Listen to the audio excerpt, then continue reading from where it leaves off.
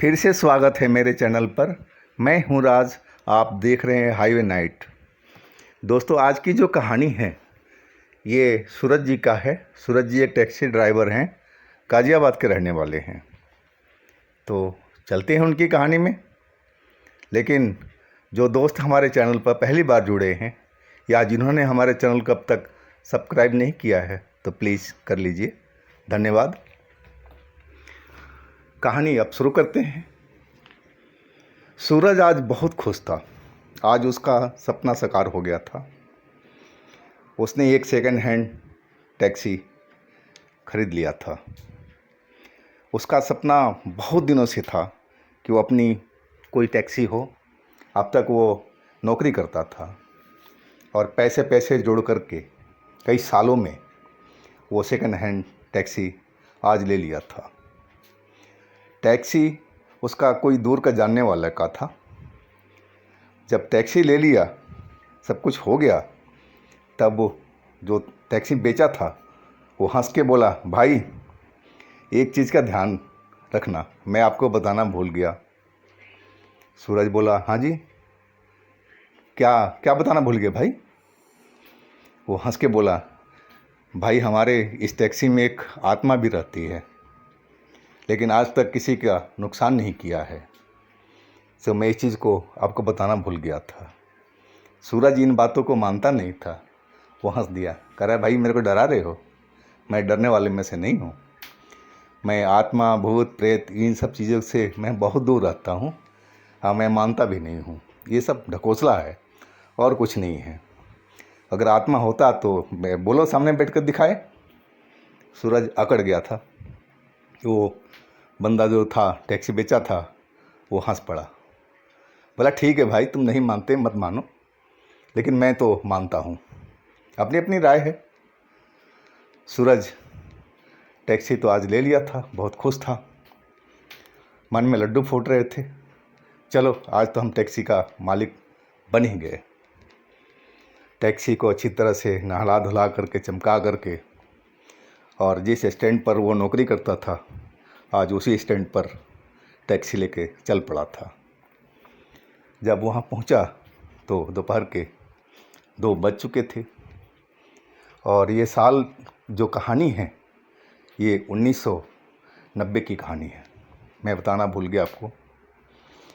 उस स्टैंड पर पहुंचा तो टैक्सी देख करके जो उसके साथी ड्राइवर थे, भाई खुश हुए।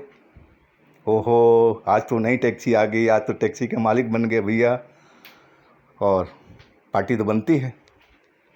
सूरज बोला, हाँ हाँ, पार्टी ज़रूर बनेगी, लेकिन अभी तो कुछ हमें कमाने दो।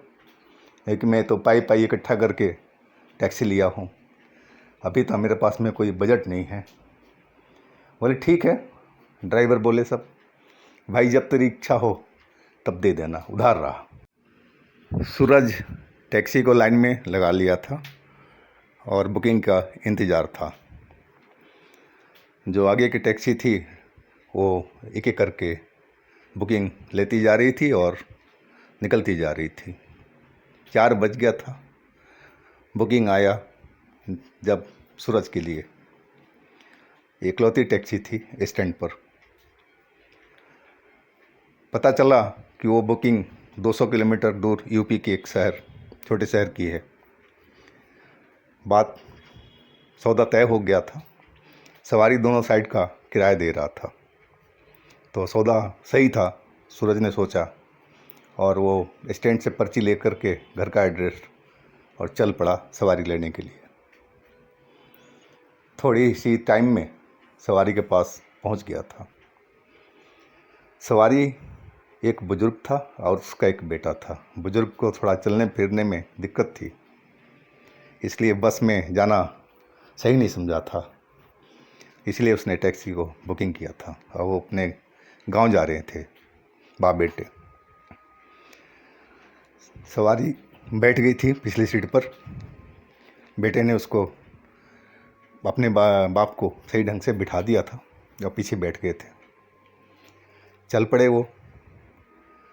जब वहाँ पहुँचे उस छोटे शहर में यूपी के, तो शहर से भी करीब 40 किलोमीटर दूर छोटा सा गांव था, एक छोटे से बस्ती के पास में, और मेन रोड से 4 किलोमीटर अंदर था। सवारी ने पहले नहीं बताया था। सूरज बोला, भाई अब तो ज़्यादा पैसा लगेगा, क्योंकि आपने यहीं इसी जगह तक आपने बोला था आने के लिए। सवारी कोई झंझट नहीं किया, बोला भाई हम दे देंगे आपको, आप टेंशन मत लो। सूरज अब उनके गांव में पहुंच गया था। जब पहुंचा तो 10:30 बज चुका था रात का।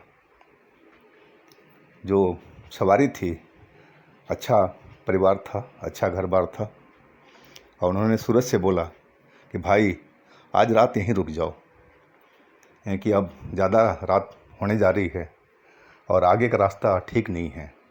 कई बार वहाँ पर लूट पाट भी हो जाती है, कई तरह की घटनाएं हो जाती है, इसलिए भाई आज रुक जाओ, कल सुबह में आप जल्दी निकल जाना। लेकिन सूरज डरा नहीं, वो बोला हम लोग को तो रात दिन का काम है साहब, अब निकल जाएंगे, कोई रास्ते में सवारी मिलेगी तो उठाते हुए हम पहुंच जाएंगे गाज़ियाबाद। वो नहीं माना सूरज। उस सवारी ने पूरे पैसे सूरज को दे दिया, अलग से भी कुछ पैसे दिए, भाई रास्ते में खाना खा लेना आप। वो बहुत अच्छी तरह से हम लोग को ले आए, सवारी खुश थी। सूरज अब उस रास्ते से निकल पड़ा था जो मेन रोड को जोड़ता था। 3 किलोमीटर तो वो रोड पार कर चुका था, 1 किलोमीटर का फासला रह गया था। हालांकि वहाँ से मेन रोड चमक रहा था, दिखाई पड़ रहा था। अपने मन में मगन सूरज निकलता जा रहा था, और तभी सामने जो देखा वो ब्रेक लगाना पड़ा। सामने 2 बड़े बड़े से गिद्दड़ रोड पर खड़े थे और तेज़ तेज़ आवाज़ निकाल रहे थे गाड़ी की तरफ देख करके। सूरज इतना बड़ा कभी गिद्दड़ देखा नहीं था, और सबसे बड़ी बात थी कि उनकी आंखें एकदम लाल लाल नज़र आ रही थी। वो सहम गया सा देख देख करके, हॉर्न पर हॉर्न बजाया जा रहा था कि गिद्दड़ हट जाए। उसने सोचा कि हमारे गांव में तो गिद्दड़ इंसानों से दूर भाग जाते हैं देख करके, लेकिन ये कौन सा गिद्दड़ है जो इंसानों पर हमले करने को चाह रहा है। अभी इतना सोच ही रहा था, और तब तक गिद्दड़ उसके टैक्सी के पास पहुंच गए थे, और टैक्सी को ऐसे लग रहा था कि फाड़ के रख देंगे। बहुत तेज़ चिल्ला रहे थे और झपट रहे थे, टैक्सी पर पंजे मार रहे थे आगे की तरफ में। सूरज एकदम हड़बड़ा गया, घबरा गया, डर से कांपने लगा था कि पता नहीं ये कैसे गिद्दड़ हैं, ये शायद ये तो बहुत ख़तरनाक दिख रहे हैं, अपने मन में सोच रहा था, और आगे बढ़ने का कोशिश नहीं कर रहा था। हालांकि इंजन स्टार्ट था उसका, उसने ब्रेक लगाया हुआ था। अगर वो चाहता तो भाग सकता था उनके ऊपर चढ़ा करके, लेकिन वो ऐसा नहीं किया। उनको हटने का इंतज़ार कर रहा था, लेकिन उस पर तो हमला कर दिए थे गिद्दड़ ने। और गिद्दड़ वो कोई नॉर्मल गिद्दड़ नहीं लग रहे थे, उनकी जो आंखें थी बहुत ख़तरनाक थी और लाल लाल बल्ब की तरह जल रही थी। दांतें उनकी बहुत शक्तिशाली दिख रहा था, और गाड़ियों पर वो हमला किए जा रहे थे। तभी अचानक अपनी बाईं तरफ देखा, निगाह पड़ी उसकी, तो देखा वहाँ तो 30-32 साल का एक नौजवान बैठा हुआ है। अचानक नौजवान कहाँ से आ गया उसकी गाड़ी में, वो देख करके चीखें मार दिया डर के मारे, और बोला भाई तुम कहाँ से आए डर के मारे। वो जो नौजवान था वो बोला, भाई तुम शांत रहो और डरो नहीं, मैं एक आत्मा हूँ, आप मेरे को भूत भी समझ सकते हो, मैं आपका कोई नुकसान नहीं करूँगा, आप शांत रहो। मैं इन गिद्दड़ों को, समझ रहे हो ना, गिद्दड़, ये गिद्दड़ नहीं हैं, ये शैतान प्रेत हैं, और आपको ये छोड़ेंगे नहीं, आप पर ये हमला कर रहे हैं और थोड़ी देर में आपको नोच के खा जाएंगे ये। तो मैं इनको भगाने की कोशिश करता हूँ, आप डरना नहीं। मैं आपकी जान बचाने की और एक टैक्सी को भी बचाने की कोशिश कर रहा हूँ। और वो गेट खोल कर के नीचे उतर गया। वो गिद्धड़ों को धमकाने लगा, ज़ोर ज़ोर से बोलने लगा, लेकिन गिद्धड़ अब उसकी तरफ आ गए थे और उस पर हमले की कोशिश कर रहे हैं। लेकिन वो तो एक आत्मा था, वो भी एक भूत था, भला उसको क्या नुकसान पहुंचा सकते थे। उल्टा उसी आत्मा ने एक एक करके दोनों को पकड़ा और साइड में फेंक दिया और हाथ झाड़ते हुए गाड़ी में आ गया, बैठ गया। इधर सूरज की हालत बहुत ही ख़राब थी, डर के मारे थर थर थर थर काँप रहा था। एक तो गिद्धड़ों की अटैक से डर से, और दूसरा जो उसकी गाड़ी में आत्मा बैठा हुआ था, भूत था। लेकिन जिससे लिया था गाड़ी, उसने सच बताया था कि इस गाड़ी में एक आत्मा है, एक भूत है। लेकिन फिर भी वो बहुत डरा हुआ था। तभी वो आत्मा ने बोला, भाई आप डरो नहीं, आप शांत रहो, मैं आपका कुछ नहीं नुकसान पहुंचाऊंगा, बस मैं आपकी मदद के लिए आया था।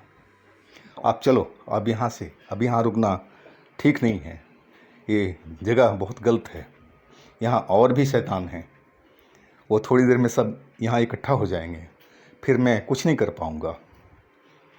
अब सूरज समझ गया कि बस यहाँ से भागना ही सही है। अब थोड़ा उसका डर कम हो गया था।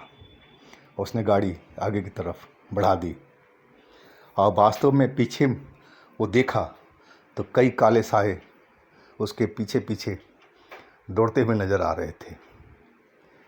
वो जो आत्मा था वो भी पीछे देखा, वो बोला कि देखा ना, देखो पीछे वो सब शैतान दौड़ रहे हैं, तुम जल्दी से मेन रोड पर पहुंचो, गाड़ी तेज़ भगाओ। सूरज तेज़ी से गाड़ी भगा दिया और मेन रोड पर थोड़ी देर टाइम में पहुंच गए। फिर उन्होंने देखा तो पूरा रोड क्लियर था, चांदनी रात थी, नज़र आ रहा था सब कुछ। कोई वहाँ उस रोड पर कोई साया, कोई परछाई या कोई और जानवर कुछ नज़र नहीं आए। शायद उनका इलाका वहीं तक था। सूरज अभी भी डरा हुआ था। वह बाएं साइड में मुड़ के देखा तो आत्मा अपनी जगह से गायब हो चुकी थी। सीट पूरा का पूरा अब खाली था। वो समझ गया कि आत्मा अब गाड़ी में ही है, लेकिन अब नज़र नहीं आ रही है। डर तो अभी भी उसको लग रहा था, लेकिन गाड़ी वो बढ़ाता जा रहा था। थोड़ी दूर पर एक मोड़ था, वहाँ छोटी मोटी कई दुकानें थी, शायद बस स्टैंड भी था। वहाँ दो नौजवान हाथ दिए उसको रोकने के लिए, तो सूरज ने वहाँ पर अपनी गाड़ी रोक ली। बोला, हाँ जी, कहाँ जाओगे? वो नौजवान बोले, भाई आप कहाँ तक जा रहे हो? सूरज बोला, आप बताओ भैया कहाँ तक जाओगे?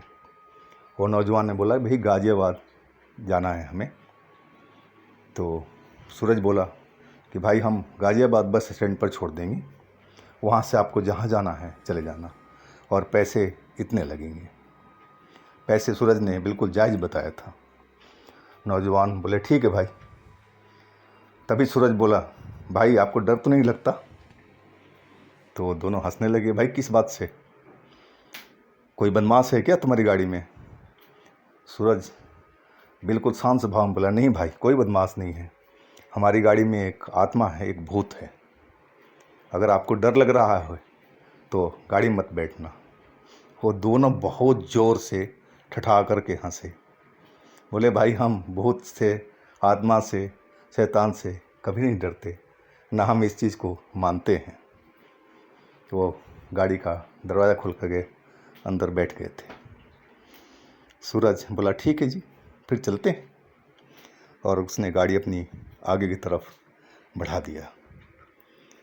तो दोस्तों, आज की कहानी बस इतना ही। अगर आपके पास भी कोई अपनी आप बीती है, कोई घटना है, कोई कहानी है, तो हमें इंस्टाग्राम पर या मेरे व्हाट्सएप नंबर पर ज़रूर शेयर कीजिएगा।